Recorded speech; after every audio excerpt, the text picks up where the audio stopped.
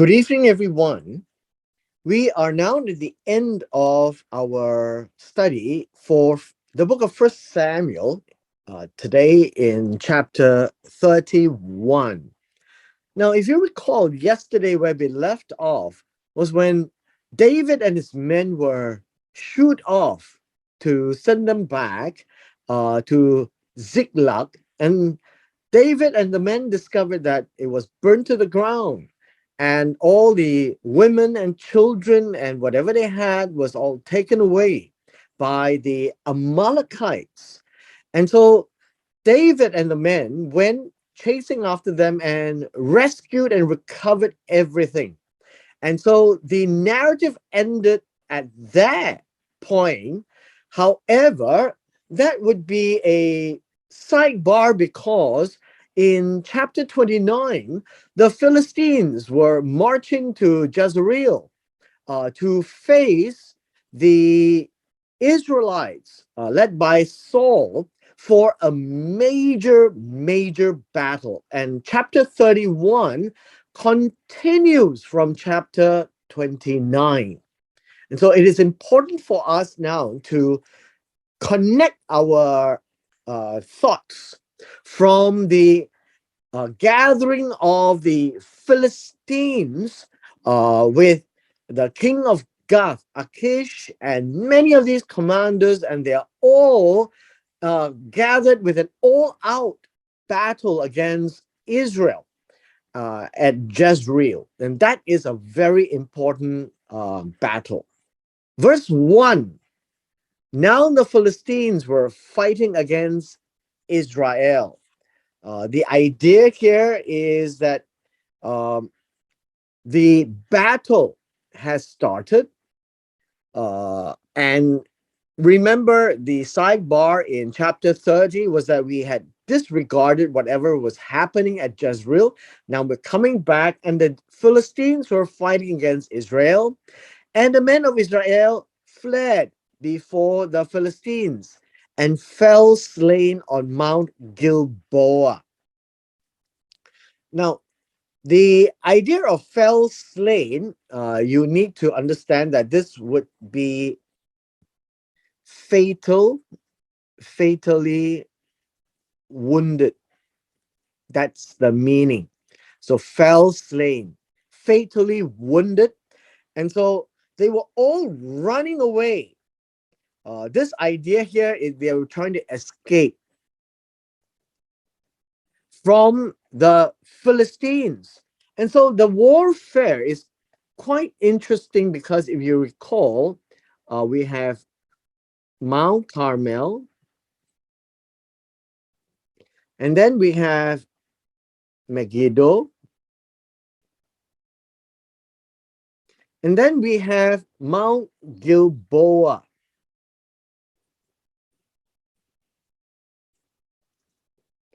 And this entire area here, this entire area is called Jezreel.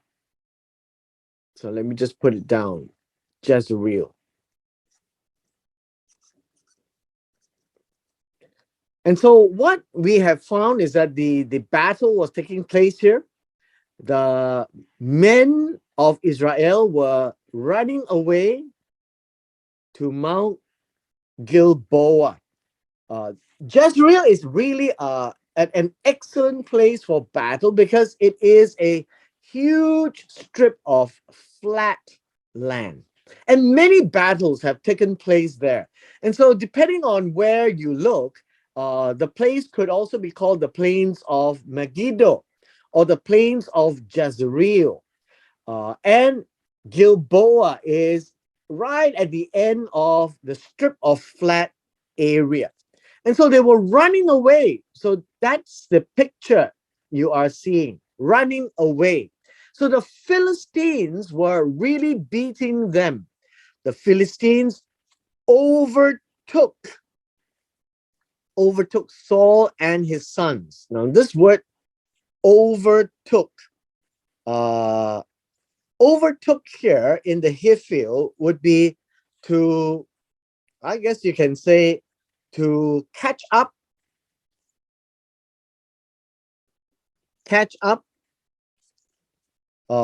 because they were in pursuit. They caught up with Saul and his sons. Now, the narrative is very short and sweet and straightforward. The Philistines, it says here, killed. The word here really means to smite, right? To strike, to slay. And these are all battle words. And the Philistines slayed Jehonathan, Jonathan. Remember, Jonathan was the bosom buddy of David. Then the brother is Avi Nadav, and the other son is Malki Shua. Three of them, plus Saul, right? Sorry, three of them, all the sons were killed right here, the sons of Saul. Now, we are now reading verse 3. Let me just clear this and we shall read verse 3 because we need to see verse 3 and verse 4 and 5 together.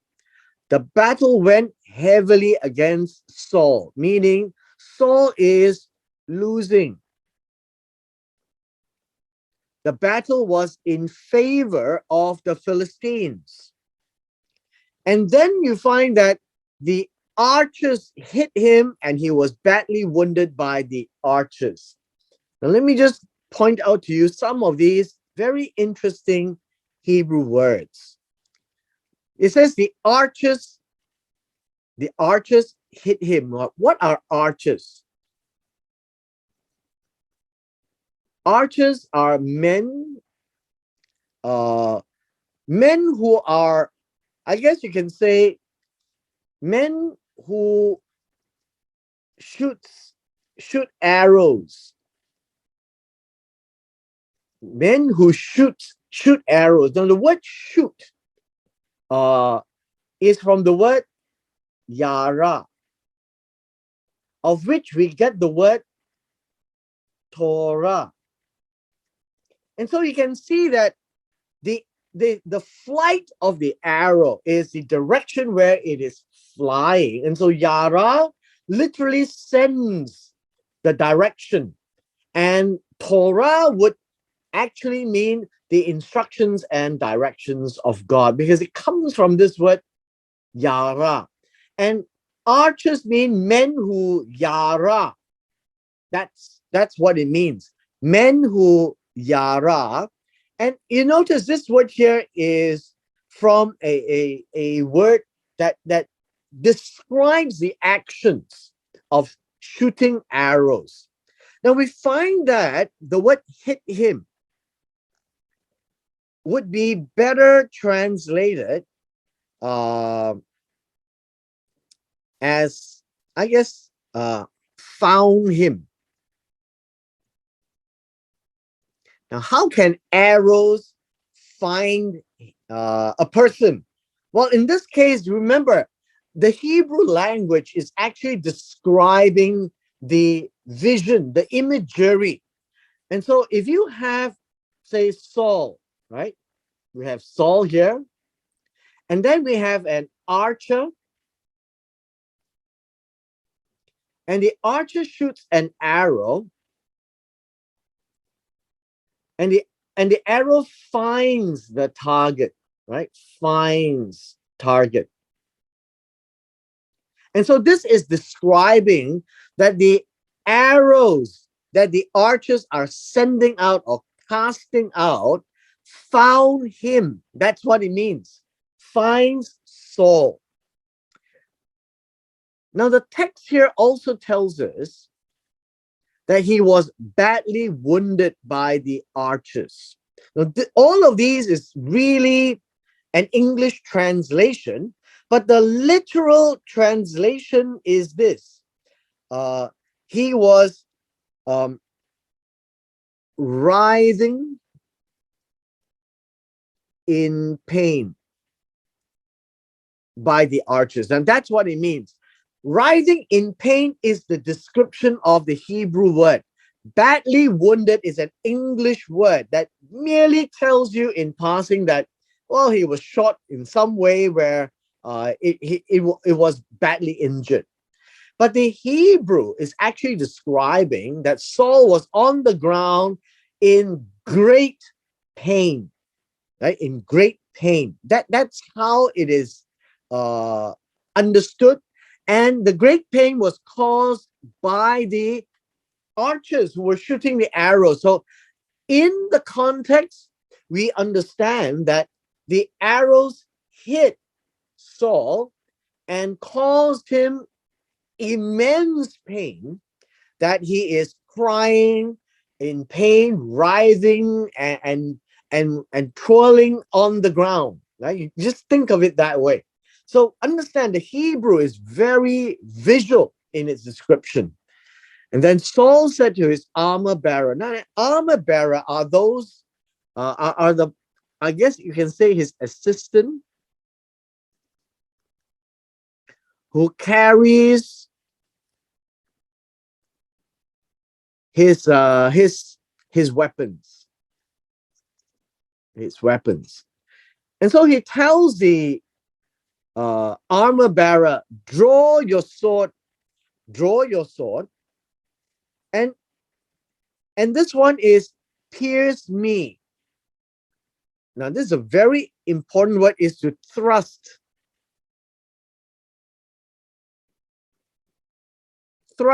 me through with it. And the reason why is this. Otherwise, these uncircumcised, which refers to the Philistines, will come and pierce me through. Still, they're going to be the one who's going to pierce him and make sport of me. Now, make sport of me, uh, literally, I guess you can say, will mock, will scorn, make a spectacle. Meaning they would actually play with Saul until he dies. But his armor bearer would not do that, for he was greatly afraid. Now, he was greatly afraid of what? Of the entire incident where Saul was asking the armor bearer to kill him. Now, obviously, the armor bearer will be freaking out. Now, you literally can think of it that way. So he was greatly afraid to be asked of that.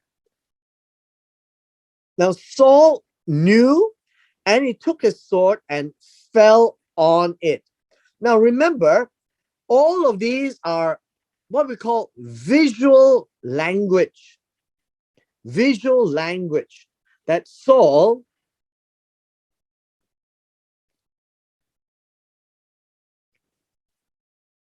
had to do this. He actually had to fall onto his sword. Now, the idea of fall onto his sword, um, I guess you can think of it like the Japanese harakiri in verse 4, that he falls on, and so he literally will bend over the sword and let the sword pierce the body as he falls onto it. And so when you see this as a picture, then you see that he was killing himself. Because he knew that there was no way he can escape this, and he was not about to be mocked and tortured by the Philistines. Then we see his armor bearer saw that Saul was dead. Now, the idea is all very visual again. right? All very visual. In verse 5, so it's all about seeing. Okay, saw that Saul was dead. So that is something that he can actually see. How does he know that Saul had died? Now, obviously, he have seen many people die in the battlefield, and Saul, by falling on his sword, is now visualized and seen by his armor bearer that Saul has died. And then the armor bearer himself also fell on his sword and died with him. Now that's the narrative that we're told, right? And basically there may be some challenges with some of these ideas, but the narrative is just merely telling us, not teaching us anything in terms of moral, in terms of theology, but literally just describing the events as it occurs. Verse 6, thus Saul died with his 3 sons, his armor bearer, and all his men on that day together. Now, it doesn't mean that they all died at the same time, but died on that day. Now, all his men is an expression that they were totally wiped out, basically, totally wiped out. So, king and all. Verse 7, when the men of Israel who were on the other side of the valley, those who were beyond the Jordan, saw that the men of Israel had fled and that Saul and his sons were dead, they abandoned the cities and fled, and the Philistines came and lived in them. Now, here you can actually tell when it says all his men would be all the fighting men there at Jezreel. So you find that there were men who had fled, who had escaped. Then there were those who were beyond the Jordan. Now, let me just redraw that picture for you. We have Carmel. We have Megiddo. We have Gilboa. And then beyond this would be the Jordan, right? This is the Jordan. And when it says beyond the Jordan on the other side, would be here, this side. And this side would be with Manasseh, right? Manasseh on the east of the Jordan. So we have this whole picture that I trust that we can understand and appreciate. This would be the Jezreel Valley. It ends with the Gilboa, and the men had fled and ran away, right? The war was here. They ran away to Gilboa. They died there. These people also left, ran all over the place. And so the Philistines is who came over that side. So that's how it is read. And the Philistines also came to Gilboa in verse 8 as well. Verse 8, it came about on the next day. So after Saul had died, the next day the Philistines came to strip the slain. Now, the idea of strip the slain is to strip off, how would you say? This will be to plunder. I think you could use this word, plunder. Take away everything that was worth anything, to pick up their spoils of those who had died, right? Those who have died. And this word, the slain, are those who were fatally wounded. this would be a better word than just slain, right? They were actually killed and they died. And they found Saul and his three sons on Mount Gilboa. And so now the whole focus is going to be on Gilboa. That would be the next day. Verse 9, they cut off his head. And this is a vile approach, just like David cutting off Goliath's head. And so they cut off Saul's head. They took all his weapons as spoils and sent them throughout the land of the Philistines to carry the good news to the house of their idols and to the people. Now, what exactly were they doing? They were going to show off that the king of Israel had died. And so you could see that they went to carry the good news. Now, this word, carry the good news, means uh, to uh, bear bear news, to announce, right? To uh, announce something good. And what is good to them? Good to them would be Saul had died. And so they went to the house of their idols and to the people. So they gave glory to their idols. When we say idols, this really means the images that they had in their temples. Next, they put his weapons in the temple of Ashtaroth, and they fastened his body to the wall of Beit Shan.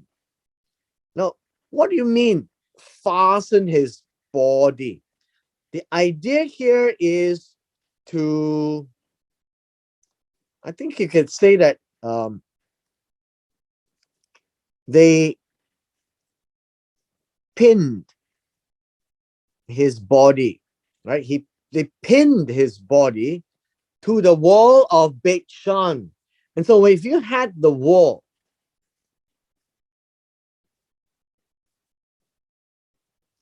Saul would be hanging there.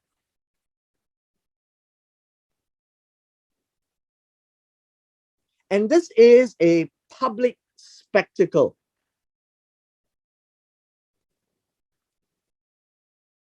And they would gloat that the king of Israel had lost and the people had ran away. And it is commonplace for them to show off their efforts in this particular war, which is a major war against the Israelites. Verse 11. Now, when the inhabitants of Yabesh Gilead heard what the Philistines had done to Saul, now understand, Yabesh Gilead was the place. This would be in 1 Samuel chapter 11, where Saul was able to rescue them, and Saul was made king because of this episode. And these were the men who owed Saul a favor because of their rescue. And so these men of Yabesh Gilead went on a rescue mission. In verse 12, the valiant men rose and walked all night, and then they found and took the body of Saul and the bodies of his sons from the wall of Beth Shan, and he came back to Yabesh and burned them there. Now, the idea of burn them there, I guess you could say that this was a form of a cremation. And the idea here is because the body has started to decay. It was not a great smell. They had picked it because the Philistines had only found Saul one day later, and then they hung him on the wall of Beit Shan. And then it was on the next evening that the valiant men, meaning the men with power, the men who were bold, they came and walked all night and located Saul and brought them back to Yabesh Gilead. That's the same place. And burned them there. Burned the bodies. Burned the bodies. Now, notice what is interesting here is that when they burned their bodies, what was left were their bones. And so they took their bones and they buried them under the tree at Yabesh. And then they mourned for 7 days. And in the morning, they fasted. Now, this word fasted means they abstained. Abstained from food. That's what it means. And so the whole idea that we have seen in chapter 31 brings about a very sad ending to Saul. In his very short reign, in about 2+ years, that he came to the end by being killed by the Philistines and mutilated, made a spectacle, embarrassed at the very in the public, were shown to be weak, and the sons died with him, and it really was a very, very sad ending that he had to end his own life. Now, at the end of it, he was properly buried by the people he rescued in 1 Samuel chapter 11. And with this, we come to the end of chapter 31.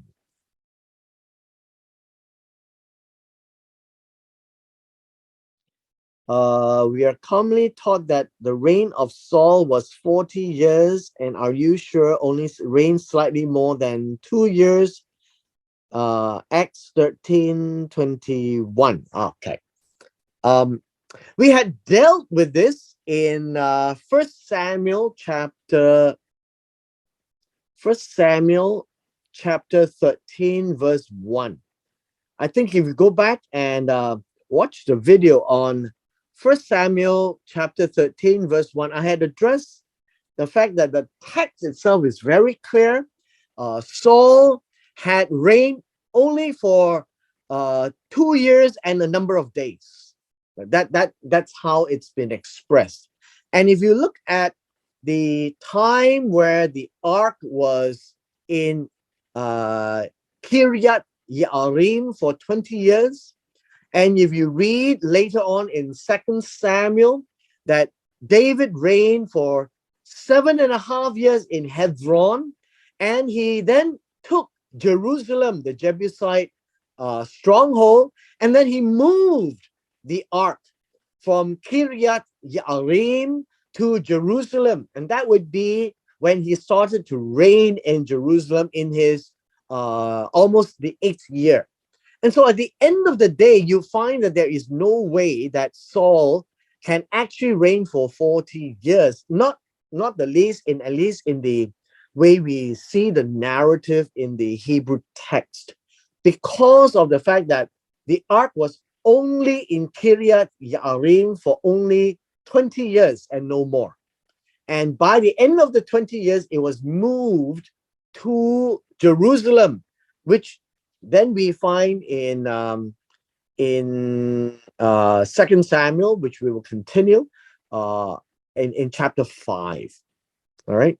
And so all in all, we can see that 1 Samuel chapter 13, verse 1 is actually quite clear about Saul's reign for 2 years.